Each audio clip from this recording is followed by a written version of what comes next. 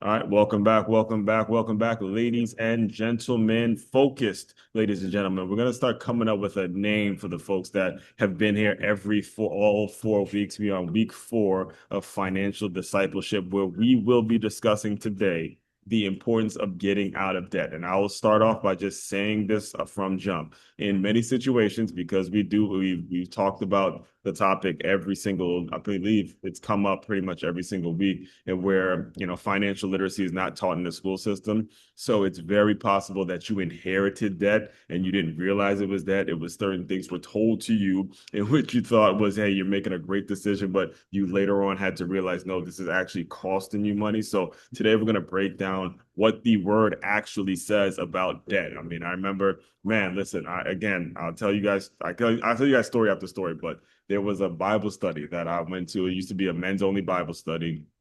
And at the time, I was driving my dad's beat up car and I had to go in from the passenger seat. It was an absolute mess, but I finally saved up enough money to go and get me a car that I can go through the front door. So anyway, I left there and I went right to the men's only Bible study. And I remember my pastor saying, God says we don't owe no man. Oh no, man. So congratulations, we rejoice with you, Aswan. But at some point, you got to get to the point where you don't owe anything to anybody. So I wanted to start off by explaining that to you because when you're talking about debt, it's very easy to have inherited it. And now you got to recognize that you get to be that person in your family to remove it for future generations. So Aaron, let's do this, man. Got my Yeah, start. yeah. Energy I drink know. ready, baby. Yeah, thank you so much. Great start. Yeah, and so up until this point, recognizing God owns it all. We are just stewards, right? We are stewards of his time that he gives us. We are stewards of his gifts, his skills, his abilities that he gives us, and we're stewards of his material things. So cars, houses, properties, Yes. uh, clothes on our back, right? All that, as well as his monetary. And then if you have that mindset, then it's easy to give God the first and give generously, worshiping Christ through cheerful generosity, and then living within your means. So stacking that budget we talked about last Hmm. week, spending wisely. So give first, spend wisely, and then remove debt and build savings. And so Yeah.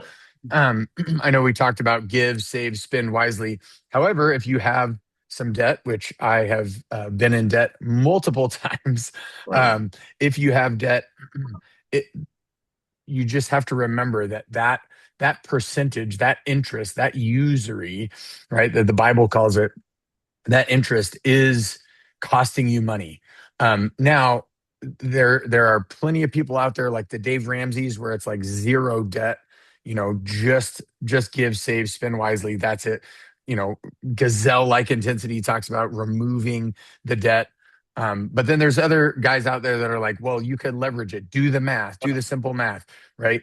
If you have this much of a percentage, let's say it's a 5% or it's a 10% of Right. debt, but you can make 15 or 20%, they're like, yeah, at the end of the day, you should be in the black, not in the red.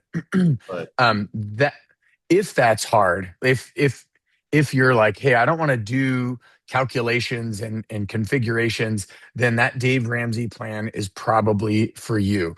If Hmm. you don't mind doing the calculations and you have great discipline and diligence, right, you could do the other plan. I'm not the guy that's like, uh, okay, all debt is horribly wrong, right? Hmm. I'm okay with my mortgage as long as I'm able to put money in my retirement and things like that. And that Right. money is making way more money than it's costing me in interest on my mortgage. At Right. the same time, uh, credit cards, right, will eat you alive because typically that's going to be around 20%. And so I think from that standpoint, let's look at what the Bible says about it. Debt can enslave us, right? But Hmm. Christ sets us free. Saving little by little shows wise foresight and trust in God's care, creating margin so we can respond to the needs and opportunities in ways that glorify the Lord, glorify God. Proverbs 22:7, the rich rules over the poor and the borrower is servant to the lender. Yeah, if you're not to be a servant to anybody, if you're not to be slave to the lender, then best you get out of debt, right? Mhm. Proverbs 21:2, there is a desirable treasure and oil in the dwelling of the wise, but a foolish man squanders it. And that's more talking about the savings, right? That they've Mhm. put aside oil so that they can eat, so that they can have light in when it's dark. And in Proverbs 13:11, wealth gained by dishonesty will be diminished, but he who gathers by labor will increase. And there's two others, and I'll get to the ant in a little bit, but I figured just stop there and kind of reflect. Hey, what's your situation like? I'll tell you right now, if you are moving in the right direction, whether it's gazelle like intensity or not, what you will notice, what I try to look at is look at the snapshot of the interest that's being charged to you, right? And if Right. you can accumulate that, if you can add that all together and see as you pay off that debt, Right. right, that interest amount gets smaller and smaller and smaller. and Right. and that's, I think that's the unseen, the unthought of cost, when in the immediate moment I'm like, man, I really have to have this thing, but I don't have money in my account. I didn't put my dollars towards this when I did my budget. I don't have money in my savings. I don't have money in my checking to be able to pay for this. So I'll just swipe this card. And you don't really think about swiping this card, right? The instant gratification creates a consequence later on Right. down the road. I was telling I teach logic at a school, at a Christian school, and I was telling my students this week, I was like, well, you either do the work now in discipline and diligence, or you're going to Mhm. be forced to do the work later on, Right. right? And that's in whatever it is. Like, think about it in sports. If I don't go to practice and then I show up at the game, man, like, my team's going to need me, and I'm either not going to be able to be played because I didn't show up to practice, or I play and I don't play that well. I can't play Yeah. as a team. I don't know what's my skills aren't sharp, right? And so I'm actually creating a problem, a burden. And so then that work is costing me more in the long run than if I would have just showed up diligently Right. and disciplined to practice. Right. Well, it kind of goes back to just wanting this quick fix. And I'm going to be speaking about this throughout the week. So this week I have a theme on my channel. We're going to be talking about, are you set up? And what I was told right out of college is, look, by the age of 25, you got to have everything figured out. Got to have the house, you got to have the wife, you got to have the kids, you got to have all of it figured out by 25. So I put a ton of unnecessary pressure on myself, and it taught me a whole lot. Again, I lost car repossessed, phone gone, credit score was probably in the negatives, if you can get to the negatives, if it was that bad. But what I realized is the need for this instant gratification is what's poisoning our young people. It's poisoning you guys, because you get that piece of paper and all of a sudden your mind is like, okay, now I have to just start accepting things. Now the work is finished, quote unquote. But when you look at that first verse, the first verse really hits home, because I still pay student loans to this very day.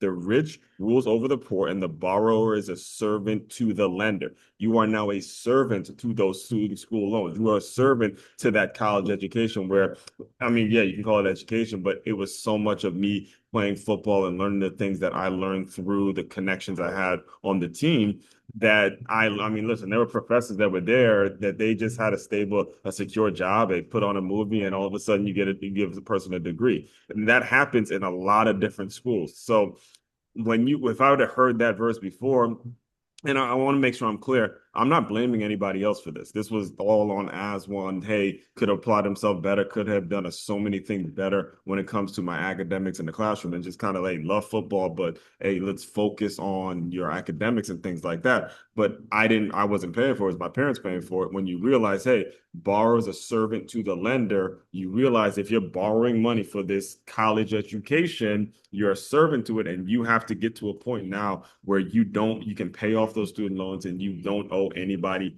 anything. So that's why that verse, it hits home, because I know for a fact I'm not the only one in that situation. I mean, I work with high school kids now, and this is graduation season. So they're all figuring out what they're going to do with college. And, I have one, they had a Florida P-Pay. This one, the FAFSA was not going through. All sorts of things they're going through in terms of just getting a college education paid for. And I'm looking at them like, how was you just a couple of years ago? Just go, I mean, maybe go learn a trade, go learn something. Make Yeah. sure you're able to do something that you can apply because you just don't want to keep getting yourself in the debt over something that is just, I'll be honest with you, it's not worth it if you don't know what you're doing. So, Yeah, no, that's 100%. I think about this a lot. So I owned a gym in Southern California, mhm. and then Yeah, I I remember ended up, yeah, and then I ended up selling it. I owned a fitness education company, and then I that. ended up selling it, and then I did like a succession plan for the company that I sold it to. And I'll tell you what, when I owned that brick and mortar gym, 95%, 90, maybe 90%, give myself a little bit of credit, maybe. um, but 90% of the time, I became slave to that gym. Mhm. And I became servant to that gym, and not in like this servant leader way. It was Yeah, like I had to, if I didn't show up, then I yeah, wouldn't be able to pay the bills. I wouldn't be able to pay the rent. I wouldn't be able to. And so instead of, everybody has this grandiose idea of entrepreneurship where it's like, oh, yeah, and all these people were working, and everybody's working to glorify the Lord, and everybody's joyful, and everybody's happy to be there and stoked. It felt more like everybody had to check the box. If they didn't check the box, and for me specifically, I can't speak to them. I'm sure, and there were great moments in there, like a lot of moments interpersonally where I was like, hey, I'm really actually serving this person in yeah, this moment. But by and large, generally over the top, it was like, if I don't show up, then this thing crumbles, and then I'm going to owe a bunch of money to a bunch of different people. Whereas if I wouldn't have, if I would have thought about it like the second business, where it's like, okay, think with the end in mind. Like I would love to feel like I'm serving people yeah, and I'm glorifying the Lord through this work. And then design the business model, design the paychecks, design the costs, design what you're going to do. But there's no way you can't do that if you're in debt, because you have to pay that bill. yeah, Or I guess you could just say, oh, I'm not going to pay it. I'm going to go bankrupt. I'm going to chapter 11 this thing, and then yeah. and then you have to deal with those consequences from doing that. That And so, environment, man, when it gets tense like that, that environment, and speaking as a person that was on both sides as the employee and the client, those environments, it sets a bad precedent. The morale yeah, of the place, whether you're the yep, trainer, not knowing where you're going to get your next client from, or you're the person coming in for a workout, you want to forget about debt problems. You want to forget about it. And if you're the owner that's establishing that presence that I got to pay this, I got to pay this, and you're chasing people down, I want my, I got to, I mean, I dealt with so many different gym owners. There's one who would come in and just collect money. Like I had a good day. I collected like $25 today. I'm like, your environment, especially in the fitness industry, it's so important that you really set the precedent. Like that is not an easy business to get into. yeah. Yeah, exactly. Yeah, it's easy in terms of low barrier to entry, but hard in terms of actually having purpose and doing it well and making a living where you can pay your bills. That's absolutely true. And so then I got to reconfigure, okay, how am I going to do this next business? And it's like I'm going to make sure we're going to start inside of our means. We're going to stay inside of our means. We're going to keep, a 30% profit margin. If we keep a 30% profit margin, then every day I'm not thinking about, oh, I Oh, have to get this client, I have to get yeah, this customer, I have to get this person. It became like I get to go yeah, and serve this person and yeah. glorify the Lord through the work that I get to do. I get to make this video and edit this video to serve a bunch of people. And man, it just totally changes the aroma, the feel, the Mhm. joy that you get to experience in the work versus, man, Yeah. if I don't do this, that chain's going to get tight and it's going to suck me into that pit. Yeah, and that's important for anybody that's listening. And what Aaron just showed is the difference between having a financial literate, like a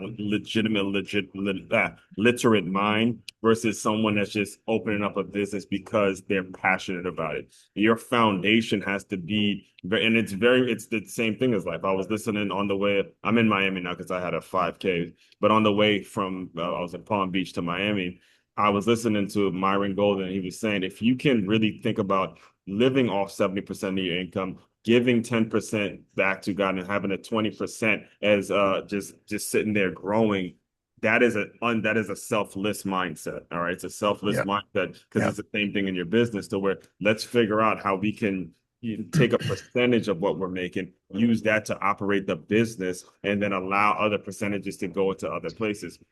Too often the people get into business, and they ruin everything. I mean, they stop thinking about their family, they start thinking about all the things that God has blessed you with because of your ego. All right, I've seen that too much. Like because of your ego, just because you can, just because the money's about. And I love my family. Not gonna say the name, but I love my family members. I do. I love you guys very much. But you would know exactly what I'm talking about if you listen to this. There was a time where I remember I was in, let me not say the state, but it was up north, northeast. I won't say the state, but you know who you are when you hear this. Uh, he picked me up to do something. And long story short is he just checked his bank account and came back home with a brand new car, used car, brand new car. Just checked his account. I was like, no, no, don't do that. All right. I mean, you had so many situations that you were going through, your kids growing up and all sorts of things. And now you figure out just because you have it in the account, you checked it, got it cash, and now you have some used car that wasn't even necessarily wasn't even was tuned up right or inspected, wasn't inspected, anything. You just fell in love with it. I'm like, no, Yeah. no, Don't do that. Do not do like that. don't do it. And again, this was back when I had got my car repossessed, so I had just lived through something. I'm like, all right, man. But I bring that up because of how easy you think you can get certain things when you see it in the bank account. That's not yours. Again, first of all, it's God's. It's God's. It's a blessing from God for you to have that. Now, when you expect that, when you understand that, let's be careful with how you spend it. Yeah. If you get a hold of this, folks, I'll close you out. I'll give you the mic in a second. You get a hold of that, it's not yours, it's God's. You will not have the disrespect. You will not disrespect That's it right. at all. The only thing you're going to spend money on is the things that are giving you a return so you can give more money back. I mean, you could look at the things I spend my money on. It's all running apparel. It's stuff that I can at some point give back and sell back. It's all investments at this point. Yeah. That's what Yeah. God. And And it's no, hard. I get it. It's hard. no, that's great. And that's a great caveat or shift to the Proverbs 6:6 through 8, Yep. where, he talks about go to the ant, you sluggard. So he talks about the person, and I would even say, sluggard, the lazy person. But I would even say that dishonoring person, right? That person that has their priorities mixed up. Go to the ant, you sluggard. Consider her ways and be wise, which, having no captain, overseer, or ruler, provides her supplies in the summer and gathers her food in the harvest. And the ant has food. The ant and the grasshopper. Great story, right? They Yeah, even I turn love it that story. into, I yeah, do love Bug's that Life or story. whatever, right? But All it's right. but it's such a good story because, man, the ant is saving and saving and saving, and then will be able to last through the winter and beyond, whereas the grasshopper is Yeah. gonna fade away and die. Yeah. And that's just because the grasshopper is just eating as he goes along or she goes along, and then when they run out, when there's no more grass, it's like, oh shoot, I didn't save anything. Meanwhile, the ants are diligently taking care of their home, storing food away. And so that's such a great and easy. It's easy to understand. It's our psychology, it's our mindset. And I know you've talked about that a ton on the past shows and on the past lessons, where it's like, man, just if you just shift that mindset, and seeing yourself as a steward is such a great way. It's like, hey, this isn't mine. I've been gifted this.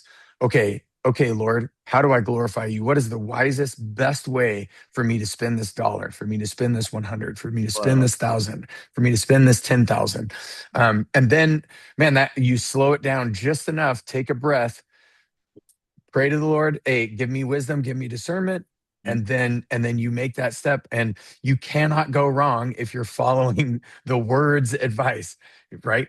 First you give, then you save, right? If you have debt, you should save enough for an emergency fund, pay Mm-hmm. down that debt, pay it off, and then continue to save diligently. And then with the money that you have left over, if it's and that's what our household goes off of. It's 10% tithe, 10% save, 10% invest, or if we have debt, then 10% goes to our debt.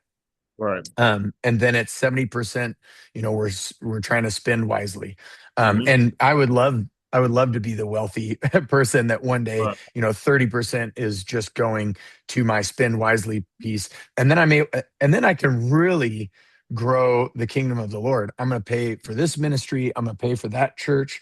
I'm going to pay Mm-hmm. for this guy who's doing this business that's helping these families, right? And you think about that, freedom truly, it truly is freedom to live on God's word, on his path, right? That is what creates freedom. It's slavery and prison and all that is when we're get all right now, not thinking about how to steward it well, and then all of a sudden, oh shoot, now I owe all these people money. Now I have to go work. I have to go do this in order to be able to pay off all that stuff, Exactly. right? Exactly. And I would take it further because I really want to make sure I'm clear when I'm telling you guys. This is not something that you necessarily going to get into on your own. All right. This is something that was not taught or not emphasized. Your family members, again, I think it was A-Rod, the baseball player. I remember listening to him on the was it the Pivot podcast. This was years ago. And his portfolio in real estate is amazing. Again, obviously it's A-Rod. He's done some great things, but he said something to me that said something that stuck where most people think their house is an asset. And it's not an asset necessarily. It really is depending on the situation. Anything that's taken money out of your bank account and costing you is not necessarily an asset. It can become a liability if you don't structure it the right way. And then years later, when I became licensed myself, the person told me, hey, don't buy that house without life insurance. Don't buy that house without having certain things to make sure you're protected. Because, yes, it's a good reason to go into debt. Obviously, you need a place to stay. But God forbid you become, like we've mentioned on the show several times, house poor and something goes on in that house, and next thing you know, you're a couple of years go by, you have to give it up. You're on foreclosure because all of this money was spent, and then something happens to where you owe so many people. You owe the roofer, you owe the plumber, you owe the people that's doing the electrician work on your house. You owe the couches. I remember a friend of mine, he's still paying for a couch because you had a couch on a payment plan. And these are the things that you got the house because you wanted to look secure, you wanted to look and you wanted to feel secure. But the truth is, just like the end, you didn't spend the time to stack and stack and stack and stack. When the rainy days come and things happen, you have nothing left. You don't want to put Yeah. your in that situation. It is Yeah. it is a painful reality. In fact, just last week, Robert, one of my favorites, man, one of my favorite gurus in terms of the financial industry is Robert Kiyosaki. Rich Dad Poor Dad. I read it and I was blown away because it was after I graduated college and it was the first time I even heard the term assets and liabilities. I can resonate with him so much in terms of that father. My father ran his own business, but then I also had coaches and, mentors, people that were teaching me, hey, it's not about can't afford this, but how can you afford things, right? So I caught a video of his this past week where he explained the cash quadrant, where it's employee, self-employed, it's E, B, business owner or investor. And he made it very clear you were never meant to pick one. I mean, you could be all four. You were never meant to say, okay, I'm an employee, so now I have to go be an investor. No, you could be an employee and an investor and a business owner and a self-employed person all in one. It's just about Yeah. where's the money flowing and are you doing the work? I mean, he used the example of a firefighter that's working 2 days a week, but he's spending so much of his time studying leasing properties, studying this, That's studying right. that, to where so much of his investments where he could afford to work 2 days a week, but he didn't give up his employment, but he's still a Yeah. business owner, still an investor. All of these things can happen. And too often does the world like to distract us from all of that stuff. So Yeah, there's another book called The Millionaire Next Door, and it talks about the occupations. Like, interestingly, there are some millionaires now. A lot of the occupations typically are like engineers, people with oh my God, analytical yes. minds.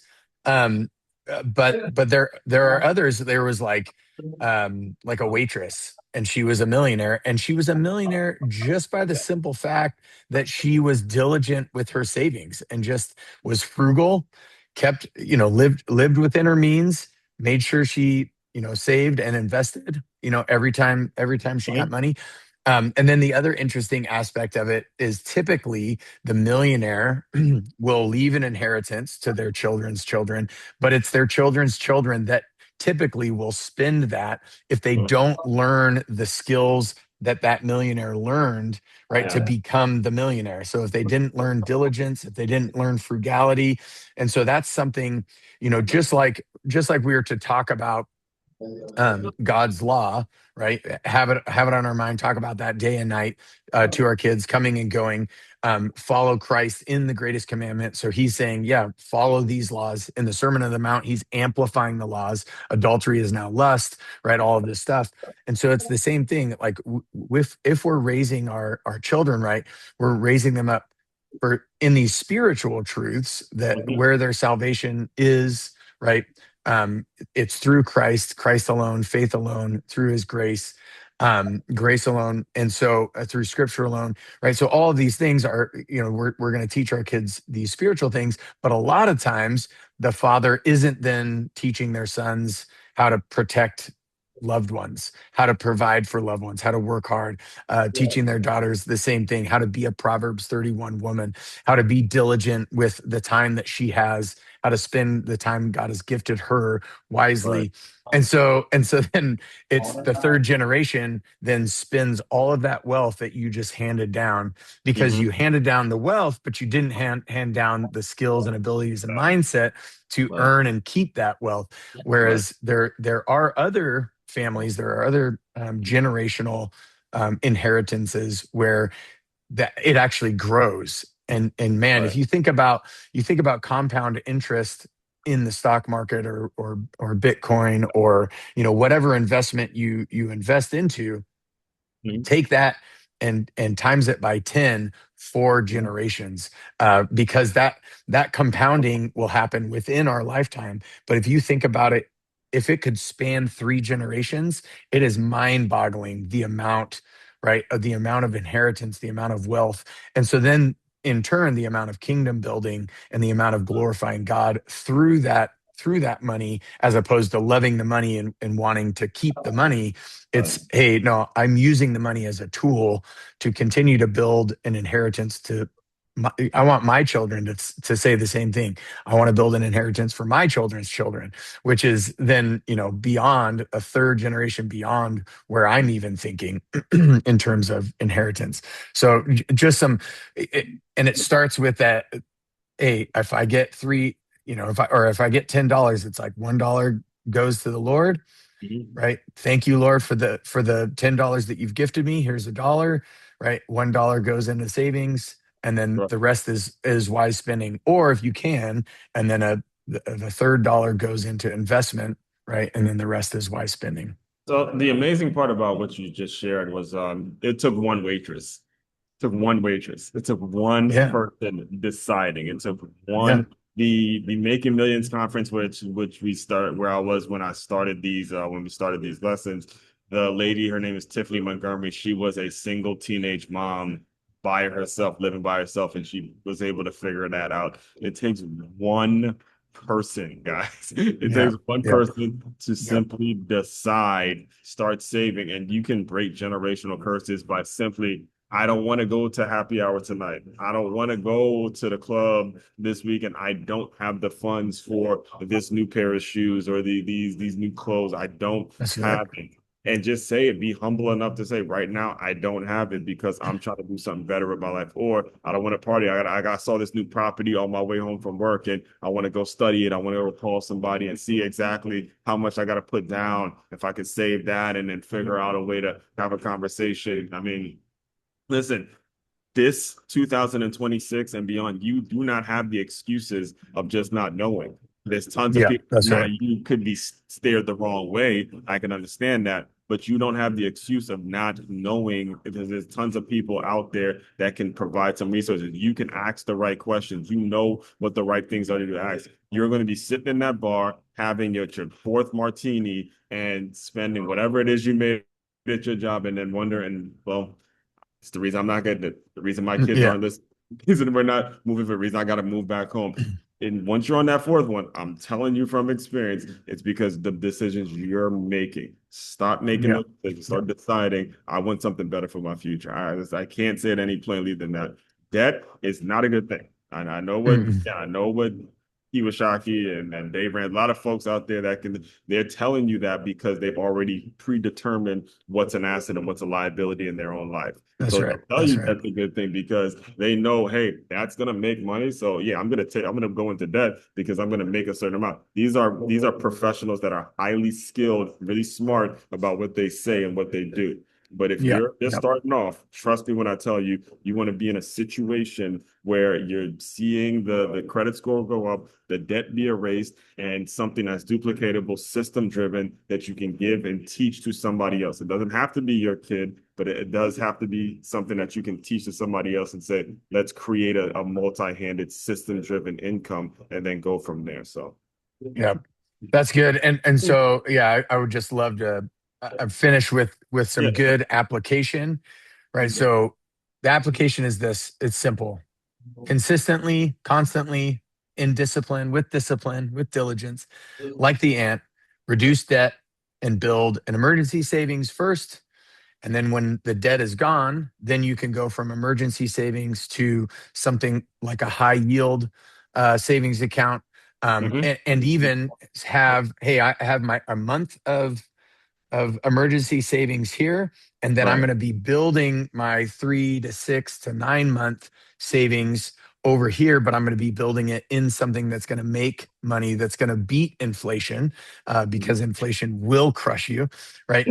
But yeah, but I paid you're doing $5. the By the way, that trip from West Palm to to Miami paid $5 for gas. By the way, $5. So and it's gonna have its part of life, man. So I didn't yeah, mean to cut yeah. you off, but I had to make No, sure I no, mentioned that's hey, that. that's we're all feeling that right now. I filled up my truck and I was like, $147. Yeah. What is happening Yeah, right what now? happened? Like, whoa, Uh, whoa, whoa, bro. yeah, and yeah. Anyways, but yeah. So consistently reduce debt and build emergency savings as an act of faith. Faith in God's promises. Right. It's in His Word. Right. We can rely on His Word, depending on Christ rather than financial crutches. Right, like credit cards and things like that. Once you have an emergency savings account, then save approximately 3 to 12 months worth of expenses, and Mhm. it's probably wise to put that in some sort of an account where you won't lose to inflation, high yield savings, etc. I mean, Yes. that's really ultimately that's the two things that we're talking about today is getting rid of debt and building savings. Yep. I And have and nothing to don't add. I well, guess yeah, that. I was gonna say, and don't forget, Aswan's there, right? Click the link, check him Yeah. out. He's there to give you some personal advice in how to protect and how to make sure you're keeping right the assets that you have, as opposed to worst case scenario medical expenses or Mhm. something bad happens, you lose your job or whatever, and then Mhm. now it's a liability, it's not an asset anymore. Now it So becomes a problem. yeah, So, hit yep. that Calendly link for Aswan. Hit him up. He will gladly give you some advice.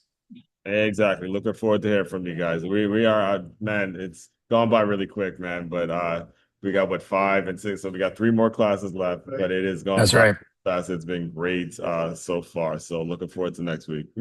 Yeah, next week, invest faithfully and productively. Then we'll talk about work specifically, vocation, diligence, and honesty in that, and then seeking wise counsel at the very end and trusting God as provider, which is what we're doing this whole time. So thank you so much.